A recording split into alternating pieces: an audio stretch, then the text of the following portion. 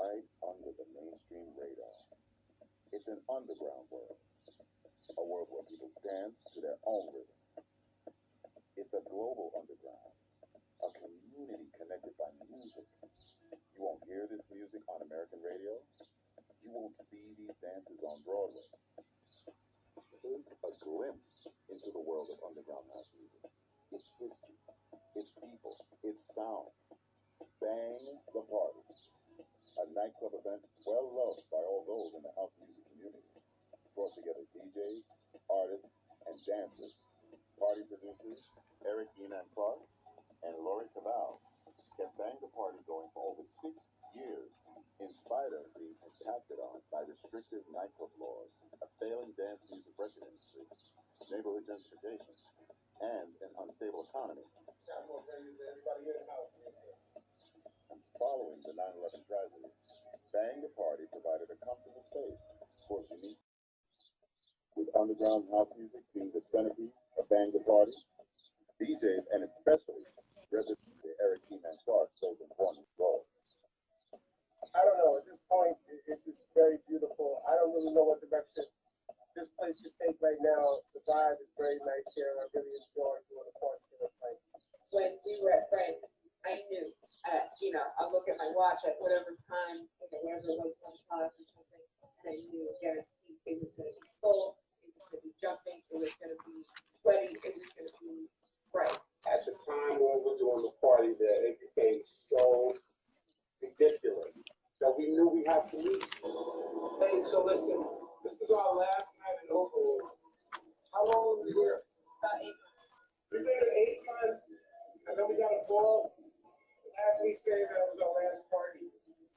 Boy, the person didn't want to leave, man. Your brain will start fucking spinning like a top. As the party's reputation grew, so did his career as a DJ and record producer.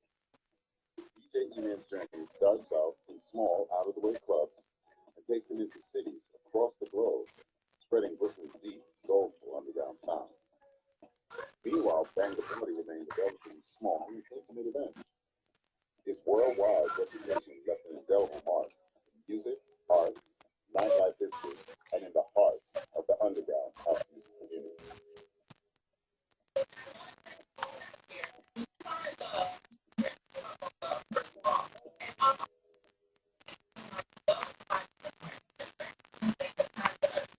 All right, that was a nice little glimpse, bringing you guys into part 2 of the exclusive interview with E-Man Clark.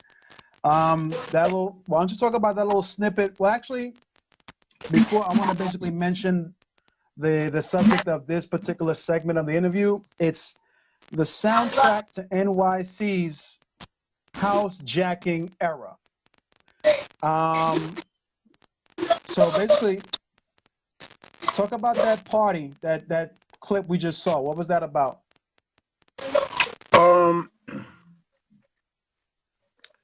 It was about us documenting our party for 6 years, and that was about in the 4th or 5th year when we started, and we just felt like we knew it was something that wasn't going to last forever, so it would really be nice to have it documented so that we could do like now. We could look back at it and remember that it was a special time. And of course, the narrator of that was the world famous Archie Burnett. That's right. If you don't know who that man is, then you're missing a lot. It's a lot you don't know. You better ask somebody. You really better ask somebody. You know, that man is a living relic in the house dance community. Well loved, well respected. So I want to talk to you about that particular period. Particularly, of course, I remember Bang the Party. What year did Bang the Party start?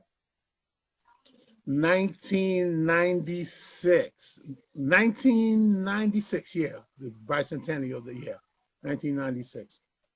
I remember that. I remember Bang the Party, but I didn't know that it was you. I mean, like I said, like I heard when we came in, my generation, we followed DJs. And at that time, our heroes were, that we followed heavily was Louis Vega, Kim Lightfoot, Khalim Yeah. Shabazz. But of Right. course, you know, we heard of you, and you know, we heard of the party, and we went, and of course, you know, the music was dope. Um, at I say the jacking era because I remember I'm talking about Sapphire Lounge. When did you start Sapphire Lounge? After Bang. No, but I After don't know if it Bang. was before. I think it might have been. I think it was. Yeah, it was after Bang for sure. Bang was first, and then after that, I did. Me and Lola started doing Deep Sea together. But yo, you know, I'm gonna in this moment that I'm thinking about it. Mm. Hiram Cruz, another person you definitely need to add to your list of people to talk to. He's a wonderful Karen brother, Cruz. and Hiram Cruz. He's watching now with us, and Okay. Peace, Hiram. he's straight up, and he does the Prince and King party right now.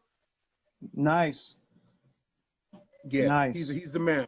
But yeah, Deep Sea came after Bang the Party. You know what I Mm. mean? Deep Sea came Mm.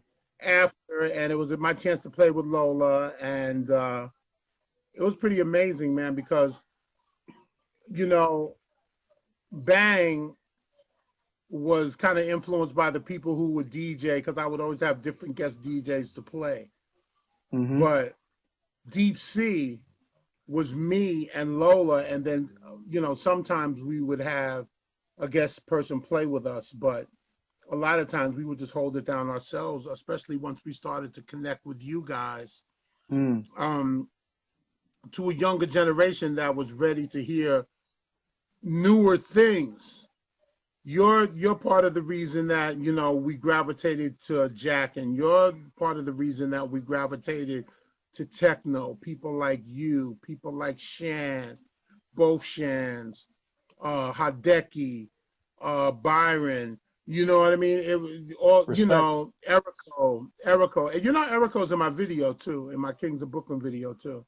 She's Okay. I meant to the other day, but yeah, Erica was a sweetheart, and she's playing music now too. But we were truly, we didn't see too many people really gravitating towards younger crowds. A lot of people that were purists in their loft and garage ways were like, I ain't teaching nothing, I ain't telling nothing. This is ours, and we rule it and run it and all this. And I was always like, Yes. teach a new generation about what we do and how we do, and we have to at the same time evolve. We have to evolve into finding out what their likes and dislikes are. You know what I'm Right. saying? Some of the younger cats didn't gravitate to every old track that came out. They wanted to hear some Right. new shit. Right. As well as we did when we were, and you know something, what's crazy about that is when we were younger and we were all going to the garage and the loft, Mm-hmm. we were doing the same. We were chasing tracks that we did not know. We didn't come into the game knowing all these tracks. We knew some of them, Mm-hmm. but we didn't know all of them. You know what I mean? Mm-hmm. And we completely embraced the new sounds that we had. And Mm. thank God for you guys, man, because you gave me and Lola kind of like defined our sound. We were able to stretch out and define what we wanted to sound like. You know what I mean? And, Mm. and that's a beautiful thing, It's really, when you become a DJ, it's nice to play records and all of that, but until you come to the realization that once you're doing it, Mm. you have to determine what's going to be your signature. You have to determine what you're going to sound like. It's nice Mm. to like Louis Vega, but there's already a Louis Vega. It's Mm. nice to like Danny Crivet, but there's already a Danny Crivet. And you're Mm-hmm. never going to get a gig sounding like Danny Crivet. You're never going to get a Mm. gig sounding like Louis Vega. You Mm. know what I mean? Mm. The thing I Um, suggest to everybody is try to like find out what your signature is going to be, or you know try to create a sound. find your lane. I want to talk about that particular period, and because my generation, we started. I mean, I started in '92, so Mm-hmm. I would say like with the '92s, we knew about the clubs we went to, like Sound Factory Bar was big. House of Nation. That's probably one of my first spots. Afterlife. Kim Lightfoot was there. Of course, Shelter was always there. But around, I want to say, give or take, probably 2004 is when the music started to change. It was more industrial, it was more techy. And this was around the same time where the whole jacking thing was coming in. So there was a lot of younger generation that came into the dance at that time, around 2004, 5, give or take. They were basically coming into that fold of that evolution of house dance. And the reason why I say your party was the soundtrack of that jacking era was because a lot of people coming into the dance or the culture for the first time, they went to Sapphire Lounge, to your party. And I knew, and your party was every Tuesday, I believe. Tuesday night. It was. Yeah. So I knew this because I had a practice at the legendary Faisal Studio, weekly dance practice that I hosted it for 10 years. So I saw a lot of the younger generations coming in, like you said, Eriko, Hideki, Shuho, Byron, you know, a host of others coming in, and they would basically go to your party. And this was around the same time this new jacking dance was coming in. And personally, I didn't really particularly care for the dance in terms of the art form of it, but I did respect the music that it was being done to, because with our generation, we heard a lot of the gospel-oriented vocal type of house music that really started to become commercialized around the mid-90s. Like you had people like Vanessa Williams doing a house track, Janet Jackson doing a house track, and it was becoming redundant. Tracks were nice though, man. Janet's tracks were nice though. Of course. Janet made some nice tracks though. Yeah, it's Janet. You know, she had some nice people working her shit. Janet had some like Louis Vega working her shit and shit like that. Yes, it was sir. I didn't have a problem with it. I really did not have a problem with it. No. Yo, but listen, for me, there's always been that element. There's always been that element though. You got to remember that. It's just, you know, Dave Morales remixed Lemon by U2, and that shit is the bomb to this day. You could throw that shit on. You know what I mean? So, the Rolling Stones, Too Much Blood. You know what I mean? You know, and then they started doing Lucky in Love and all that kind of shit. And they were just like commercial artists that had that kind of appeal where they could hire top flight producers in a genre. Which was a great time. Right. But like with your music, I saw it because it was different. And I remember going to Sapphire Lounge, to your party, and I just heard this Detroit, Chicago sound, very deep, and I appreciated the music perspective from that. So I wanted to ask you, I would consider you like the first person to introduce this tech sound to New York City in terms of the house scene. Am I right with that assumption, or was there another DJ before you introducing that type of music? Well, you know, there were people from Chicago coming here, like I told you, like Ron Trent comes here and was coming. Actually, you know, he was a person that was coming back and forth to New York, and he was doing his thing and stuff like that.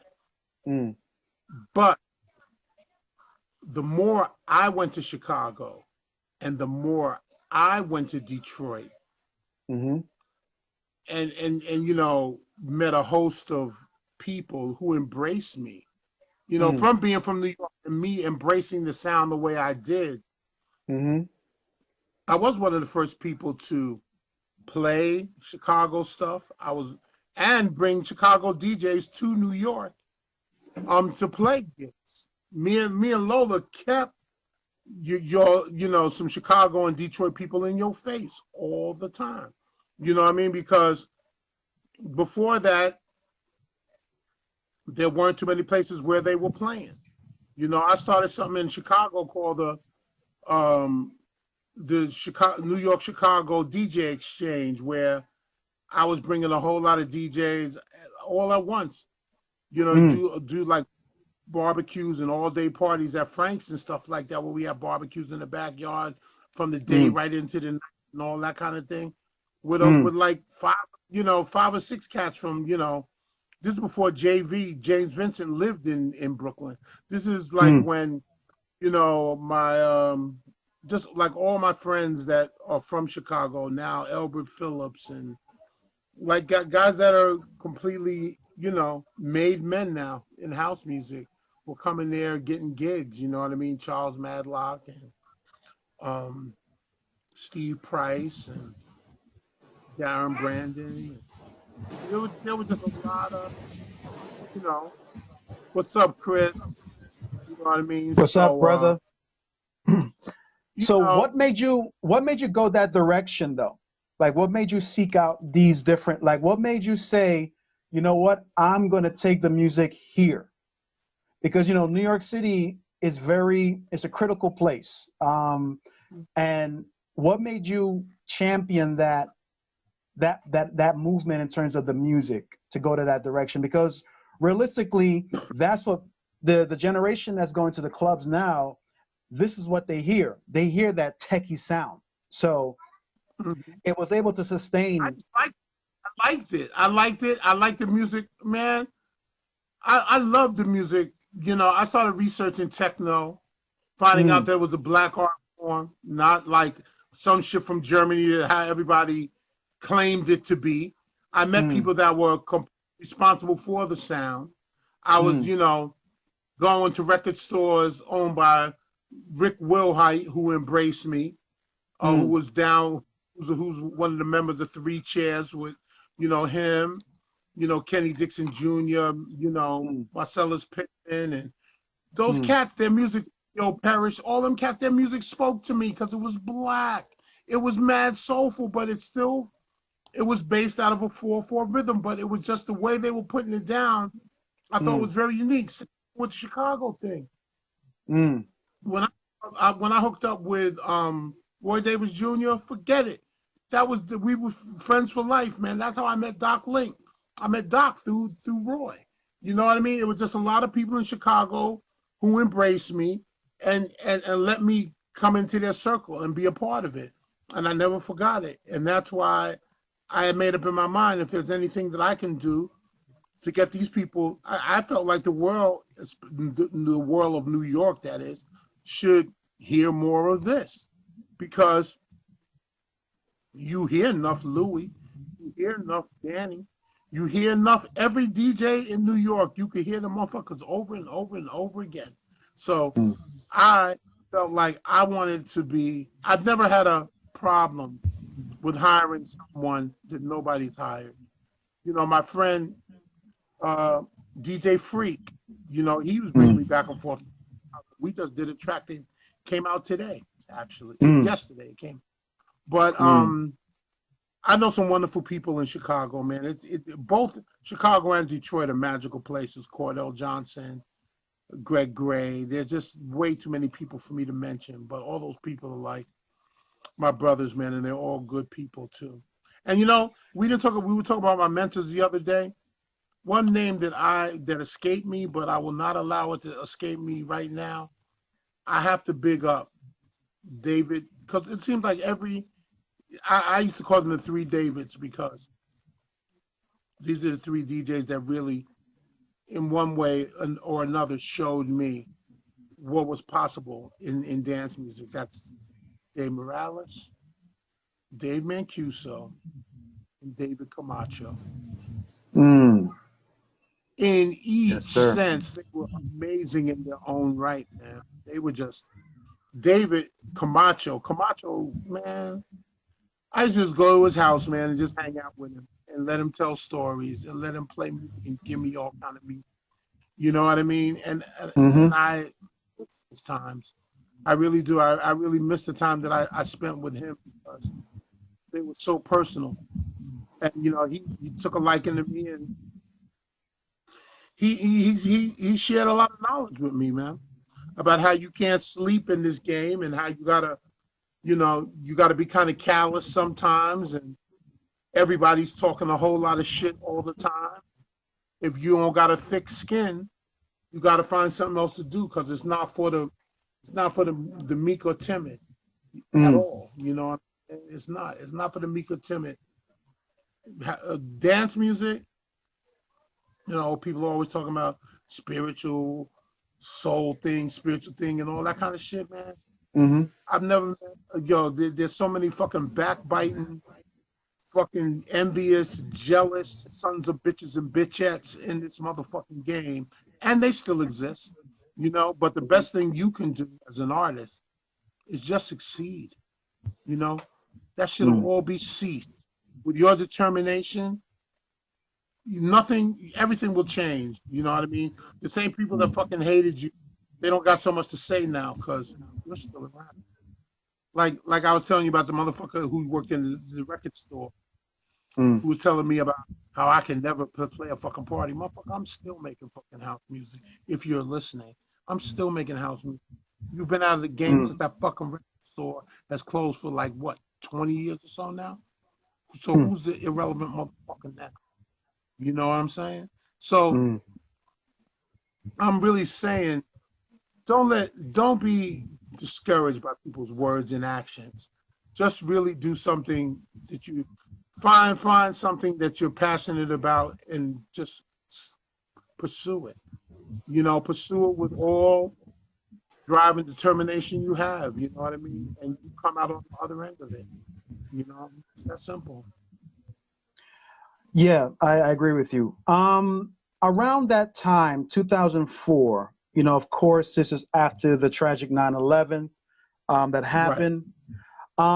New York basically went through a dramatic change, and one of those casualties was the underground dance clubs that basically got converted into from a club to bars, smaller venues.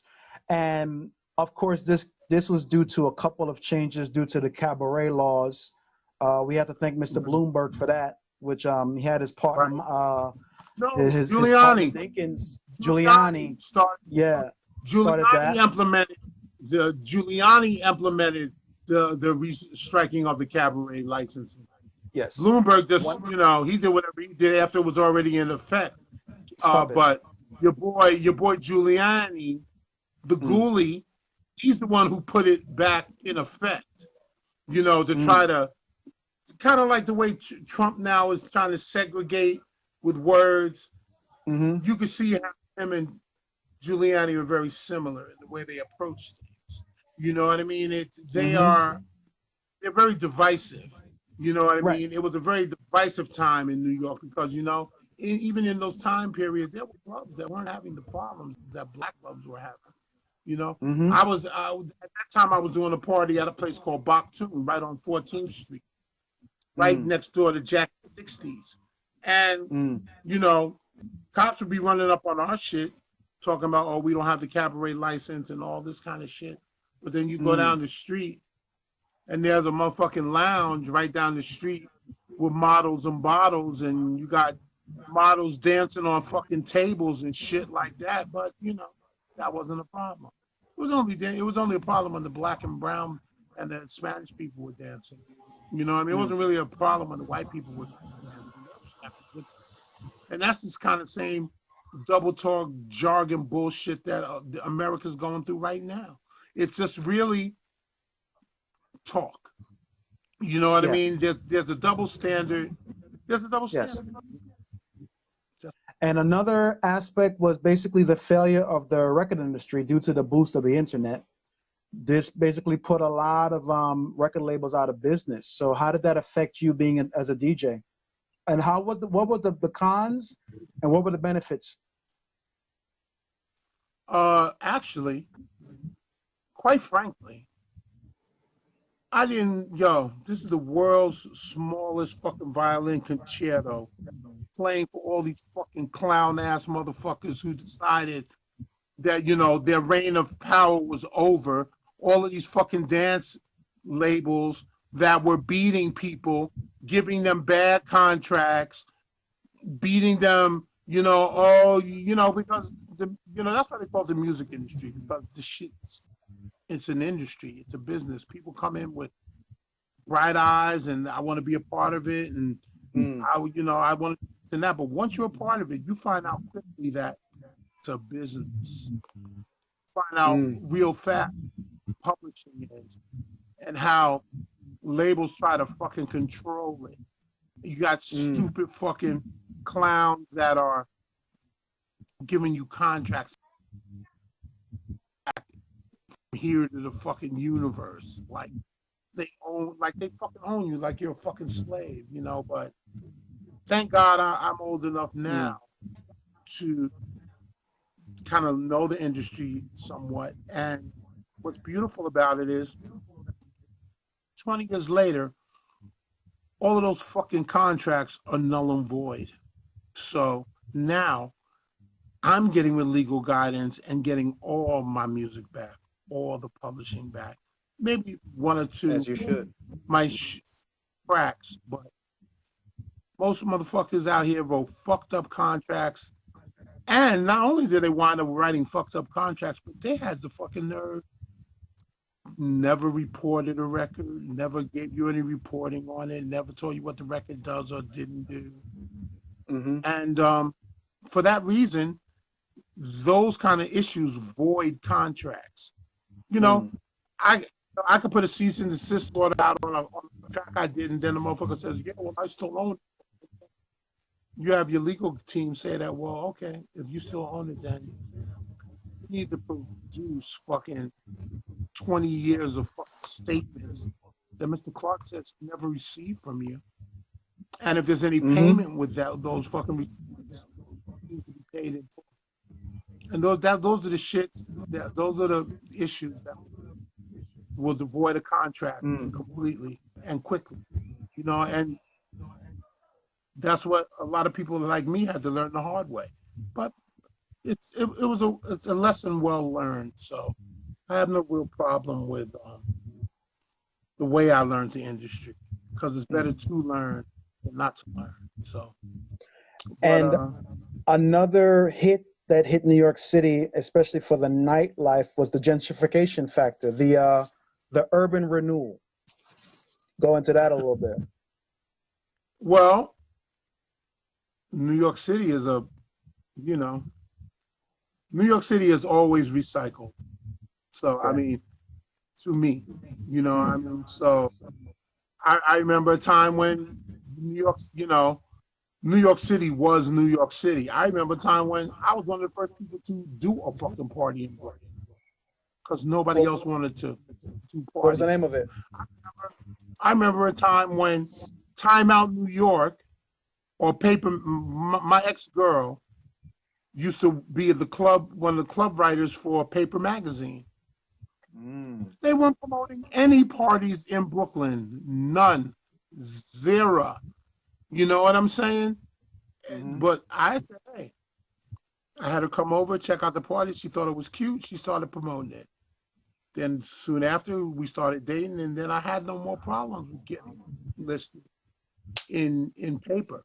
But it was a while. Time Out New York came after Paper Magazine, but there was a time when Paper Magazine ruled supreme over the whole club culture in New York City. And they wasn't doing one party. They didn't give two shits about Brooklyn. And I mean, Time Out actually wrote an article that had a lot to do with me and Lori. They were like, yeah, these two individuals right here. Because, what it was is they wrote about us when Brooklyn was fucking a surging, everybody was coming to Brooklyn. And at that time, when everybody ran to Brooklyn, we ran back to Manhattan. We were like, nah, Brooklyn's fucking played the fuck out now. I think we'll go back into the city. That's when we went back to Oakland and start doing the party. You know what I mean? And I loved Oakland, man. Oh my God. My partner did not like it so much, but I loved Opaline. And Opaline was spot. Those are the pictures you saw that were in the trailer. It was just packed full of- It was just those were amazing parties. Them big art displays. It was pretty epic at that time. It was pretty cool. Let's go into another song. What you got? All right, let's see. How about? All right, here's one. This came out on my album, and it got remixed by Ted Patterson. It's called Slang.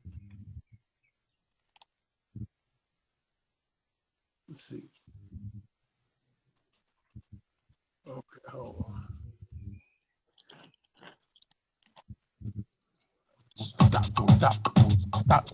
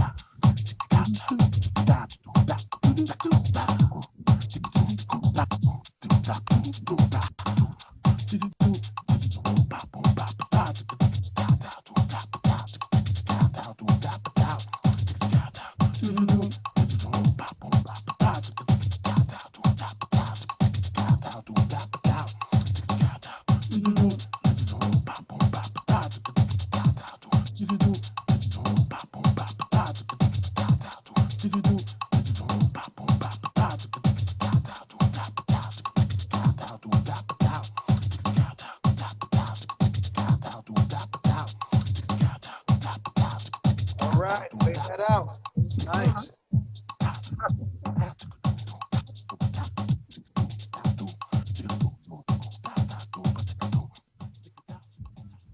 Yeah. So that was So again, I was again, I let me want tell you you, I'm to very influenced. I want you to keep a list of all these music that you're playing because I'm going to post all of this. Please. I got you. I got you. I got you. Don't All worry right. about it. Now that track Uh-huh. was influenced by, if anyone knows anything about Chicago,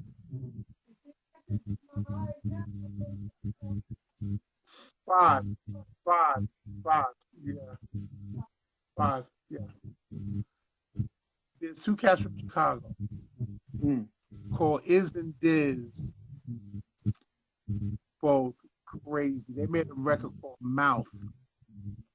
They made a record called Mouth, and that's all they were gonna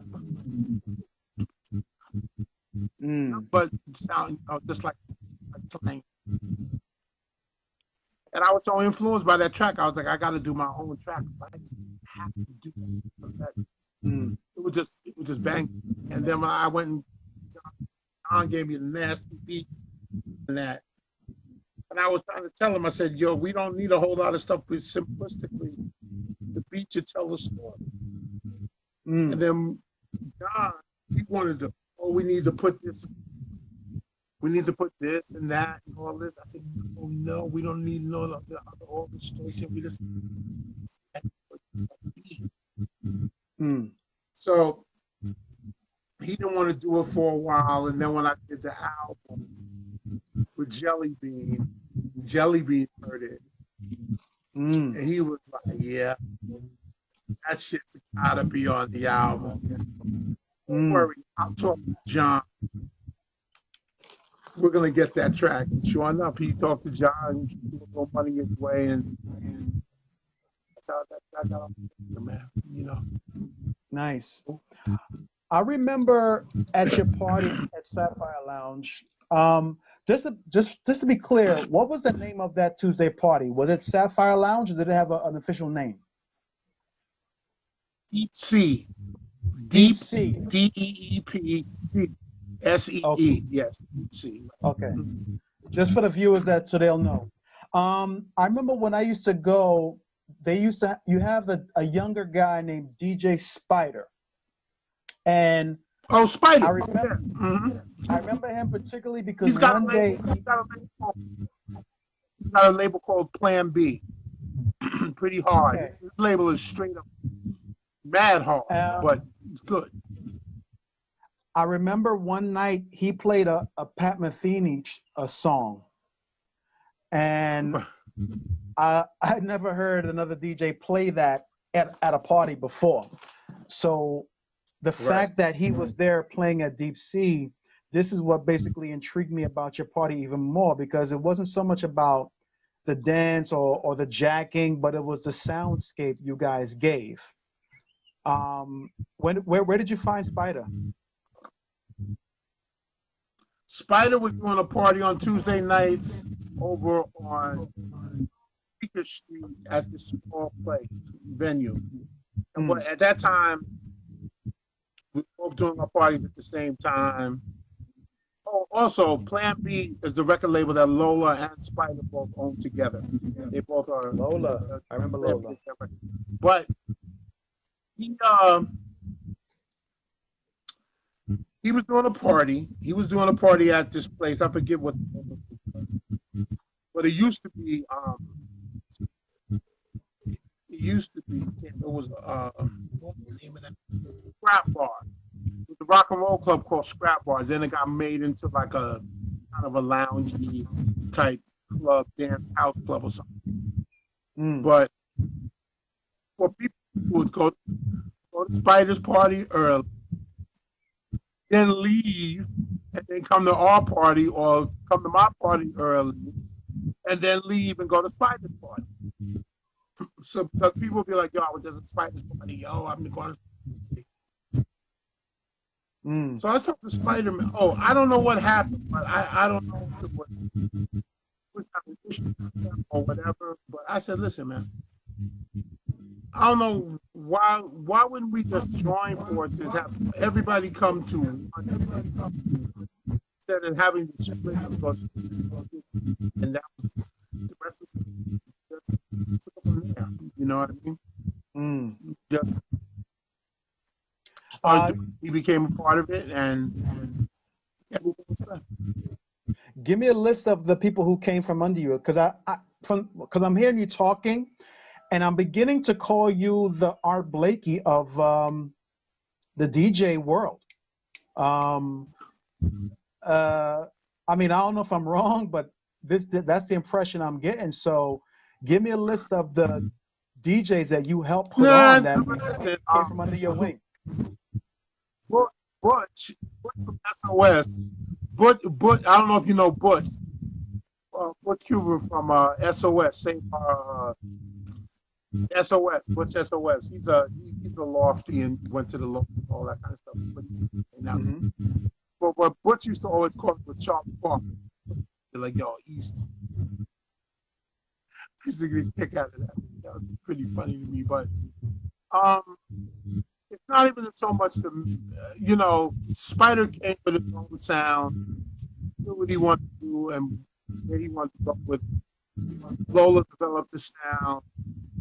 you know, and she kind of like went her direction, and when she knew where she wanted to go with it, and I developed what I wanted to be my sound and went with it. You know, we just all separated, but we just kind of like.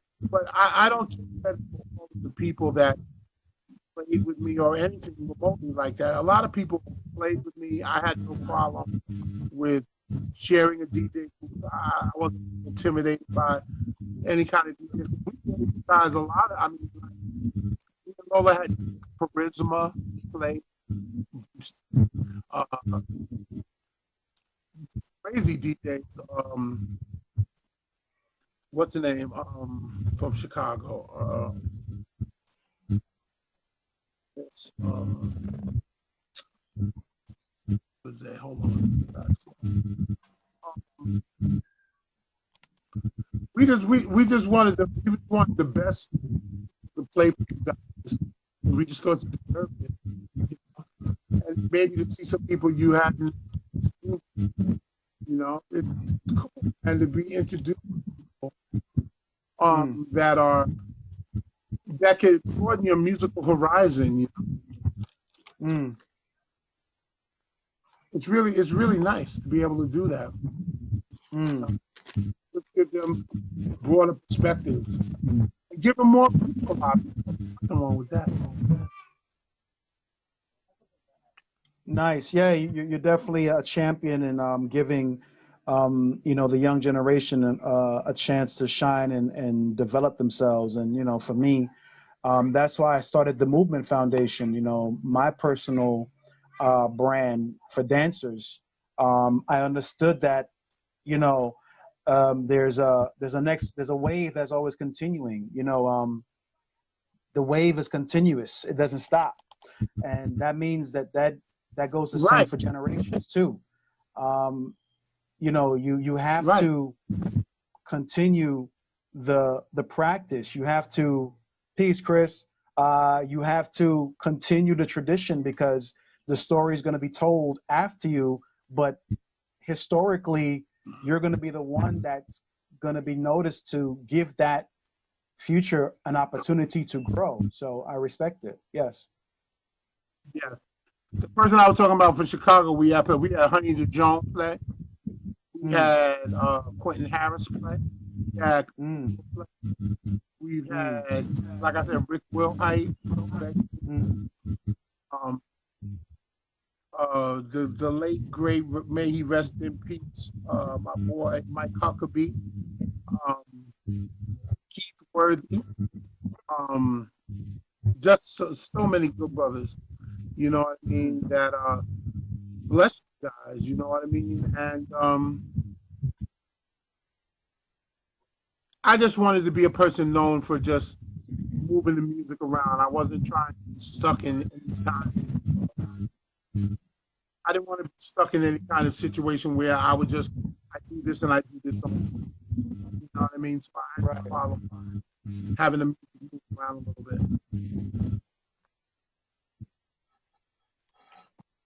bit. All right. So you want to take us to another track before we start segment 3? Yeah, man. Let's see. I like this track because it was a track of a guy that I really wanted to make music with. And that's Martin Iverson, known as that jazz. You know what I mean? I really music. Music is beautiful, man. This is the track I did him called Fulfill. I kind of love and shit.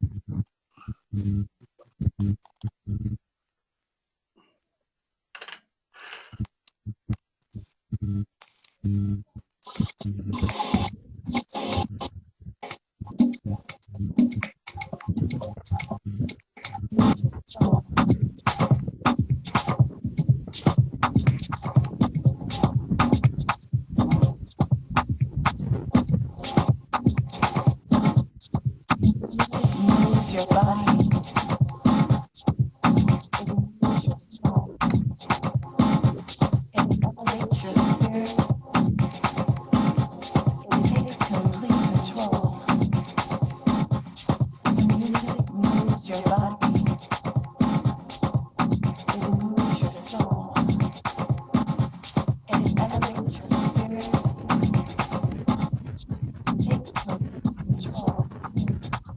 real though? Is this the real flow?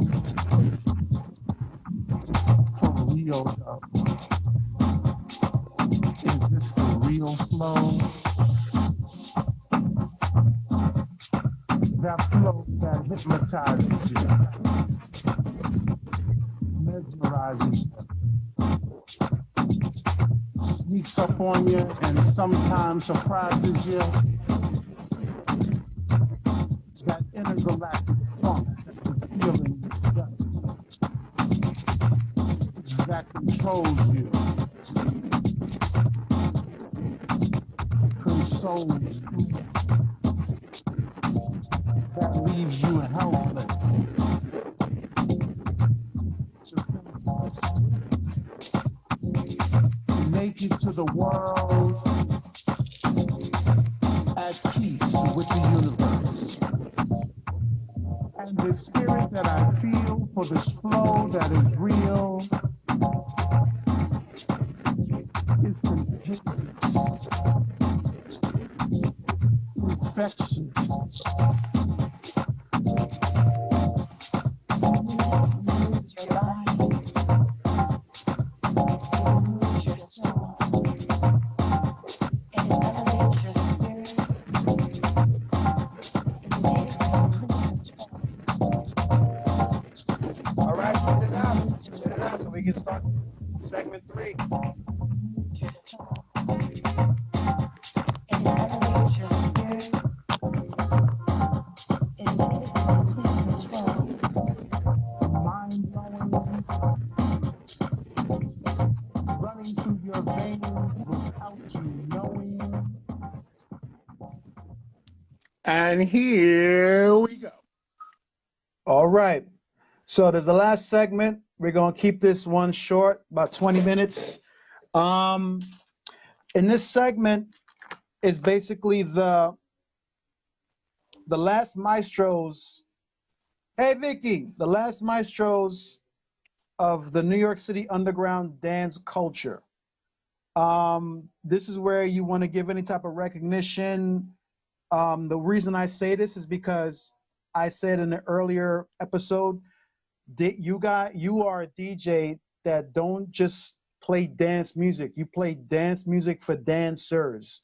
There's a difference between the two, which means because dancers, we have a very sensitive ear, and not the more seasoned or the more sophisticated we are, we tend to listen to DJs that has substance, and you are one of those DJs.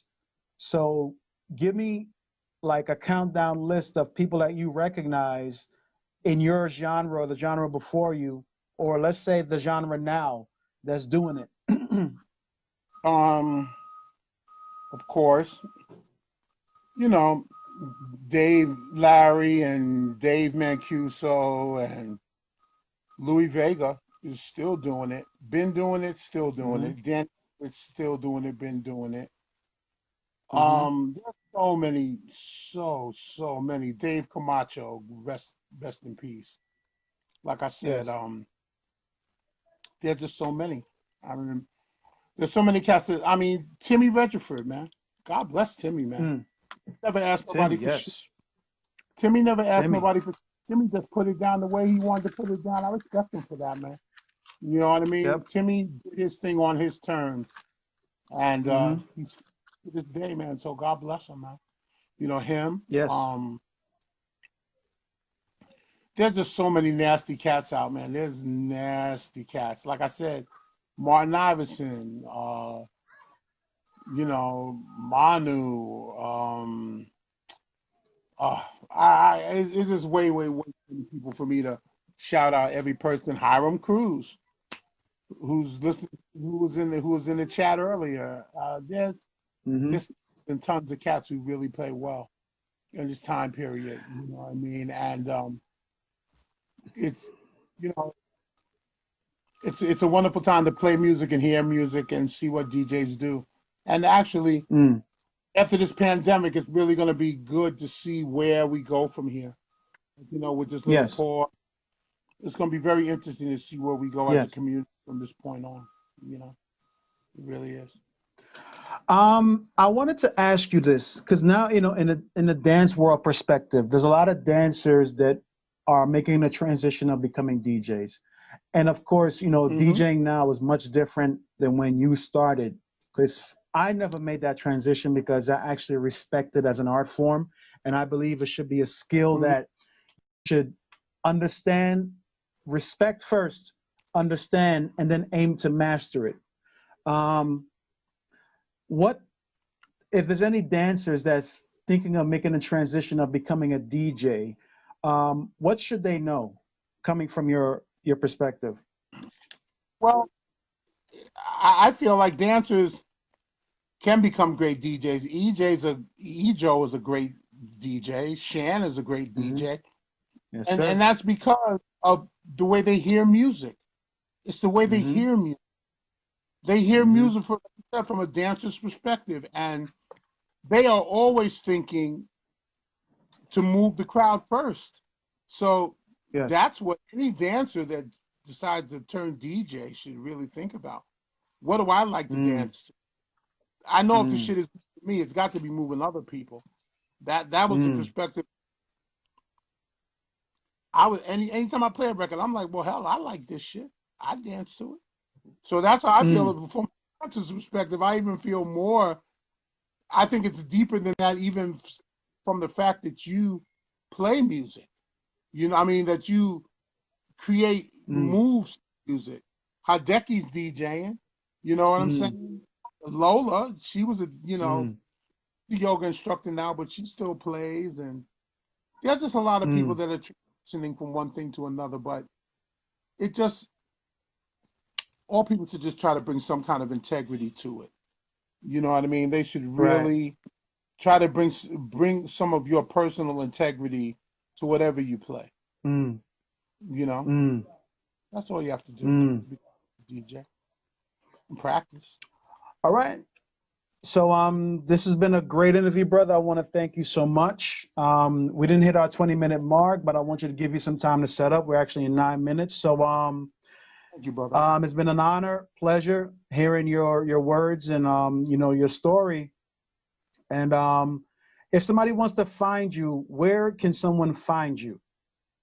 They can find me on Facebook. I have about 5 or 6 different. There's a DJ E-Man fan page. There's a Liberate Recordings fan page. There's a Mm, Eric E. Clark fan page. There's the E-Man Clark fan page. There's a mm-hmm, Run Brooklyn Radio page. Those are mm, the Walking Deep page. I have a mm, lot of Great Sessions page. All kinds of pages on mm. Facebook. I'm on Okay. Instagram under DJ E-Man NYC and Run Brooklyn Tracks Company. I'm under on Okay. Instagram. So actually, after this interview is the after party. You got to play a set. Where can they find that set? So come on, man. Y'all should come right with me right now. It's 30. It's 37. 30 Mm-hmm. from like almost 20 minutes from now. I start playing Mm-hmm. a set at 4 o'clock on Cyber Okay. Jams. I'm there till Mm-hmm. 7. So anybody who wants to see Mm. what I'm playing now can easily come on in there now. And you know, I'm hoping you definitely come in there because I definitely put some things on here because I anticipated you coming in after this just so you could have something else to talk about. And yo, feel free if you want to have a Absolutely. round 2, if you want to do more. How do we know how this operates? And I know how this operates.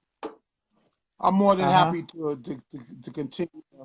More than happy to continue the conversation, brother. I appreciate you and Right. I All right. respect you for what you're trying to accomplish, and continue to do what you do, and continue to try to teach those who don't know and teach those who do know and appreciate what you do, man. Thank you, sir. All right. So All welcome, right, brother. folks. So stay tuned for SDL number 7, where we'll be featuring Mr. Bravo. Oh man, Mr. Brahms, Mr. Move Your Body. Bravo's Yo, next. that's my dude right there. Bravo's next. That's so good. I'll be in that day, definitely for sure, man. Yo, come meet me on Cyber Jams All Radio, man. Let me go set up, man. You'll be well, man. Stay blessed. right, brother. Thank you. Stay Peace. blessed. You also.